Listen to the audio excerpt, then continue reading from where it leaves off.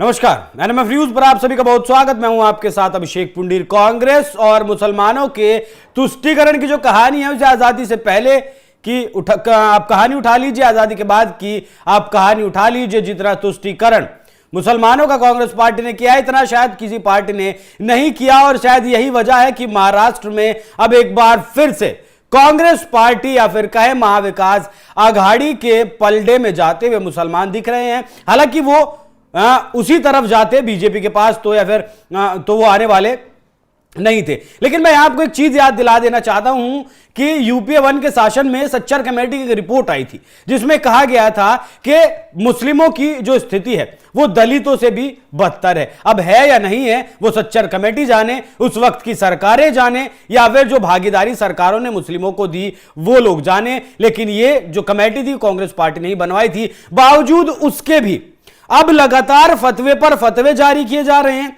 वो महाराष्ट्र की बात हो या फिर झारखंड की बात हो कि आप कांग्रेस पार्टी को वोट दें या फिर कांग्रेस पार्टी के साथ जो अलायंस है, जो गठबंधन है, आप उन्हें वोट दें।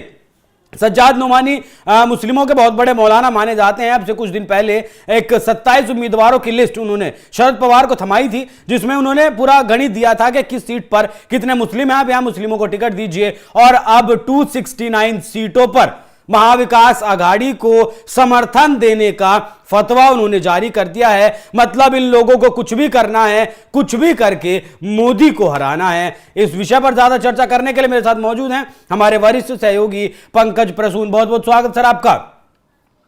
योगी आदित्यनाथ अगर कह दे इतिहास को आधार बनाकर कि बटेंगे तो कटेंगे, तो वो कम्युनल है। लेकिन ये लोग मंचों से वोट जिहाद की बात कर दें, दिक्कत नहीं है। फतवे जारी कर दे प्रेस कॉन्फ्रेंस करके कि हम इन लोगों को, ये मौलानाओं का काम इस्लाम की शिक्षा देना है या फिर राजनीति करना है? नहीं, ये प्रेस कॉन्फ्रेंस नहीं भी करते फिर भी जनता को पता था कि इनका वोट कहां जाने वाला है। ये बहुत बड़ा, ये रॉकेट साइंस नहीं इन्होंने कर दिया कि बता दिया कि देखो हम 269 सीटों पर हम महाविकास आघाड़ी। बिल्कुल सही कहा आपने। जाना तो उधर ही था, लेकिन प्रेस कॉन्फ्रेंस करके जताना क्या चाहते हैं एक बार ये बताइएगा। लेकिन मैं एक बार सुनवा देना चाहता हूं दर्शकों को, सुनिए जरा।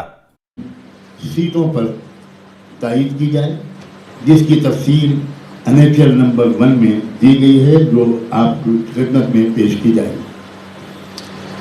महाविकास आघाड़ी के अलावा हमने चंद सीटों पर दूसरी पार्टियों के कैंडिडेट्स की भी तायीद करने का फैसला किया है, जिसकी तफसील एनेक्सल नंबर 2 में मौजूद है, जो आपको इंशाअल्लाह दिया जाएगा। अलबत्ता मैं आपको इन शॉर्ट ये बताना मुनासिब समझता हूँ कि 169 मराठा और ओबीसी कैंडिडेट्स के नुमाइंदों की तायीद हम कर रहे हैं और 40 अदर कम्युनिटीज़ के लोग हैं, लिंगायत हैं और बहुत से जैनी हैं, अलग अलग कम्युनिटीज़ के जो लोग हैं उनकी तादाद 40 है। और 53 SC ST समाज के कैंडिडेट्स की तायीद का फैसला किया गया है, सपोर्ट का फैसला किया गया है। और 23 मुस्लिम कैंडिडेट्स के सपोर्ट का फैसला किया गया। जी सर। देखिए, मैं यही बोल रहा था कि ये प्रेस कॉन्फ्रेंस नहीं भी करते तब भी सबको पता था कि मुसलमान किधर वोट देने वाले। और ये जो सज्जाद नोमानी साहब थे और खलीलुर रहमान, इन दोनों ने मिलकर प्रेस कॉन्फ्रेंस किया था ये कि all India Muslim personal law board के बैनर तले ये प्रेस कॉन्फ्रेंस किया गया था।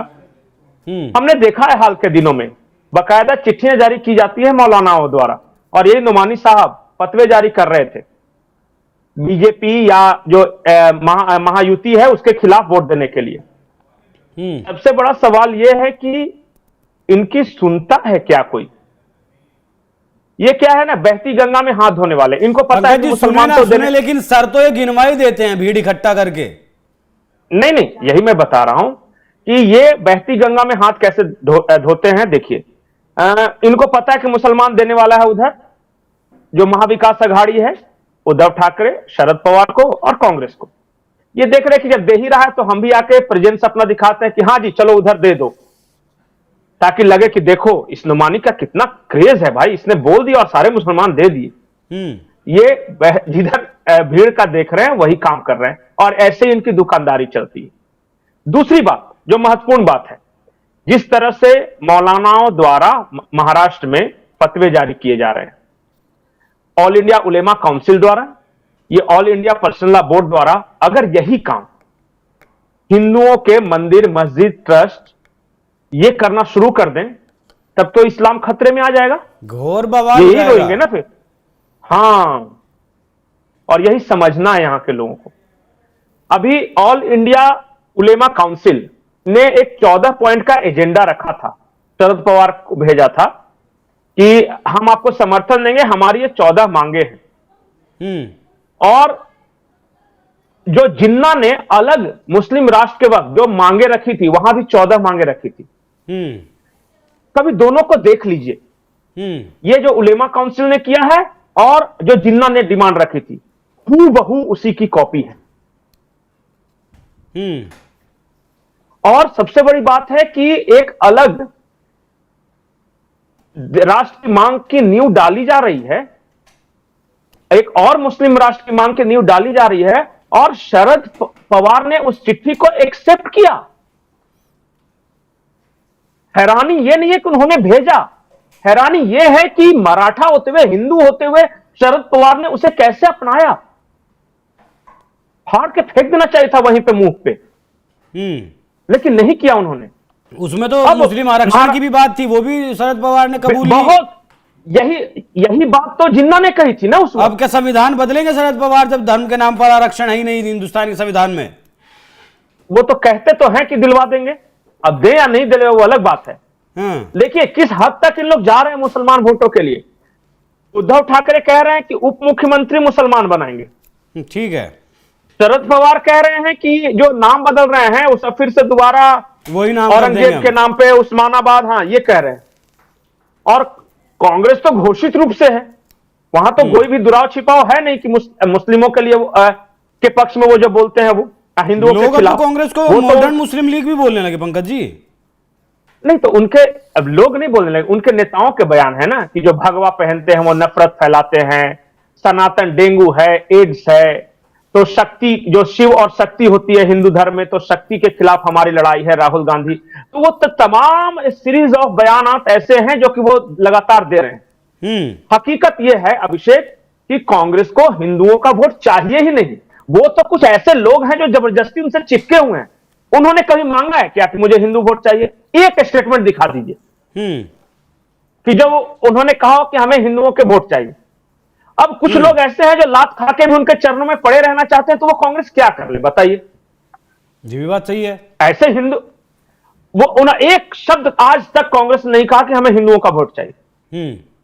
उन्होंने कहा है कि मुसलमानों का चाहिए, क्रिश्चियनों का चाहिए। प्रियंका गांधी क्रिश्चियन कम्युनिटी के लीडर से मिलकर आ रही है, मुसलमानों के पक्ष में कितने बयानबाजी हुई है कांग्रेस से सबको पता है, उनके सहयोगी दल द्वारा है। लेकिन मुझे यह समझ में नहीं आता कि वो कैसे हिंदू होंगे और कौन हिंदू होंगे जब जबरदस्ती चिपके हुए इनके साथ। सामने वाला भगा रहा है, लात मार रहा है, बेइज्जत कर रहा है, तो ऊपर ही बोल रहे कि नहीं हम रहेंगे भी।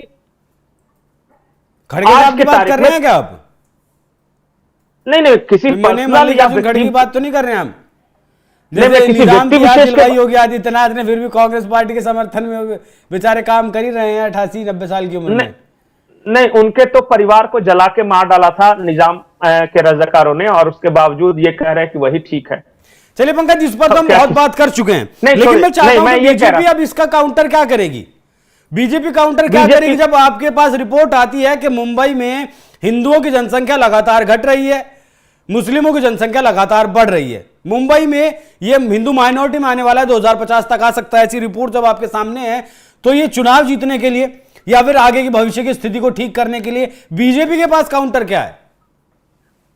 बीजेपी के पास जो काउंटर है वो कर रहे हैं। एक रहेंगे तो सेफ रहेंगे, आपस में बटेंगे तो कटेंगे।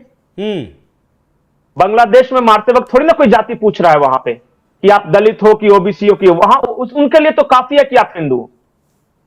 और जब एक भी ऐसी जगह बता दिए जब मुसलमानों ने जाति के आधार पर मारने में भेदभाव किया हो, कि आप दलित हैं तो आपको छोड़ देंगे, ओबीसी हैं तो छोड़ देंगे, उनके लिए आप हिंदू हो तो मारेंगे। जहां इस तरह की नौबत आती है वहां मैं बोल रहा हूं, जब दुश्मन आपको सताने में, मारने में, काटने में भेदभाव नहीं कर रहा तो आप किस चक्कर में पड़े हो? एक रहोगे तो सेफ रहोगे। तो मतलब मैं ये बात मान लूं कि जो मौलाना लोग आज बोल रहे हैं उसका जो तोड़ है वो योगी आदित्यनाथ ने 2 महीने पहले निकाल लिया। नहीं नहीं, देखिए वो योगी जी ने या फिर मोदी जी आज जो बोल रहे हैं वो पब्लिक का मर्म बता रहे हैं। आधार है ना उसके लिए, तो आधार है कुछ ना कुछ, तभी बोल रहे हैं ना। मैं तो बार बार बोलता हूं, मैं उस दिन से बोलता हूं जिस दिन जम्मू कश्मीर के मुफ्ती ने कहा था कि अब एक और मुस्लिम देश बनाने का वक्त आ गया है हिंदुस्तान को तोड़कर। और उन्होंने कहा था कि जब जब हम 22 करोड़ से ज्यादा होते हैं तब तब एक अलग देश लेके अलग हो जाते हैं। और उन्होंने तमाम उदाहरण दिए थे कैसे हम ईरान लेके अलग हुए, अफगानिस्तान लेके अलग हुए, पाकिस्तान लेके अलग हुए, बांग्लादेश लेके अलग हुए। ये उसी वक्त से, उसके बाद दूसरा जो प्रूफ था जो 2047 तक वो गजवाए हिंद वाला जो डॉक्यूमेंट मिला था पटना में, फुलवारी शरीफ में, हाँ ये मिला था। उसके बाद देवबंदी ने अपने वेबसाइट पे जो गजवाए हिंद का जो लगाया था, ये सही है। या फिर हाँ, किशनगंज के मदरसों में जिस तरह पाकिस्तानी टेक्स्ट बुक मिले थे कि कैसे भारत को तोड़कर एक और मुस्लिम राष्ट्र का निर्माण करना।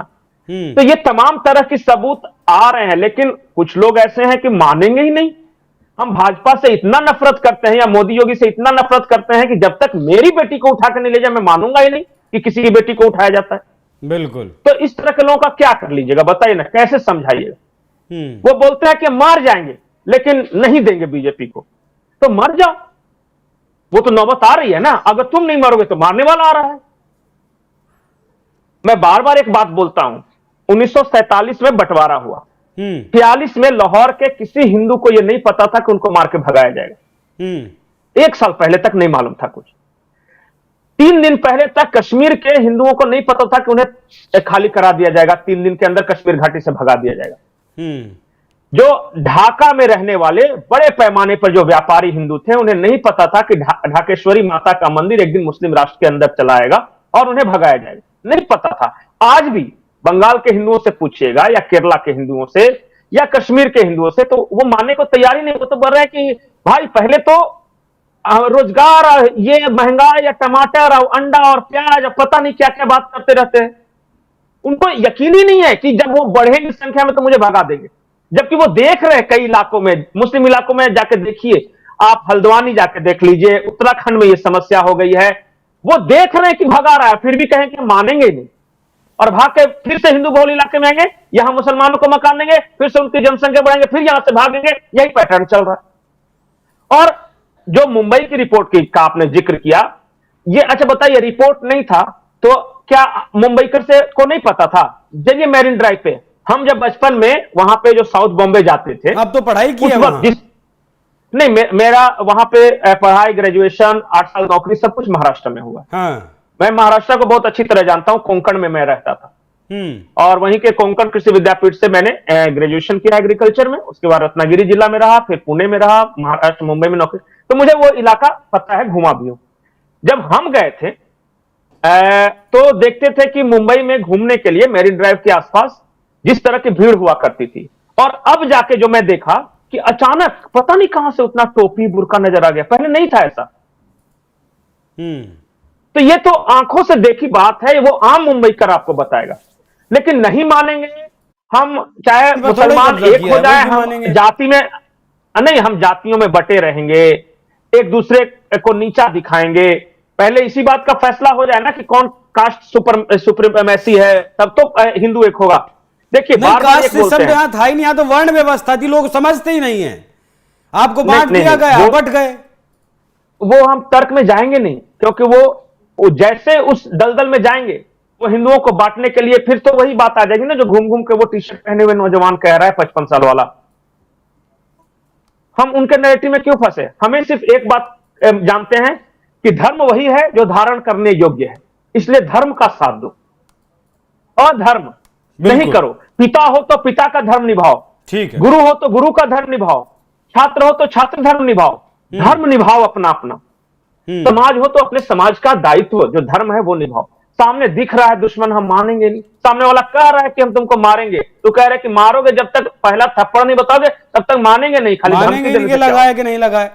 बिल्कुल, तो स्थिति बहुत खराब है आने वाले वक्त में, और खराब हो सकती है अगर इस पर ध्यान नहीं दिया गया। महाराष्ट्र का चुनाव इस वक्त दो गठबंधनों के बीच ही नहीं बल्कि दो समुदाय के बीच भी आकर खड़ा हो गया है। 20 नवंबर को चुनाव है, सभी 288 सीटों पर 23 नवंबर को नतीजे हैं। अब देखना होगा कि एक तरफ पूरा बीजेपी का जो फायर ब्रांड नेता हैं वो प्रचार कर रहे हैं, दूसरी तरफ महाविकास आघाड़ी के साथ मौलाना लगातार उनका प्रचार कर रहे हैं। देखना होगा कि नतीजे किसके पक्ष में जाते हैं। पंकज जी, चर्चा पर जुड़ने के लिए आपका बहुत बहुत धन्यवाद। दर्शकों, चर्चा कैसी लगी जरूर बताइएगा। नमस्कार।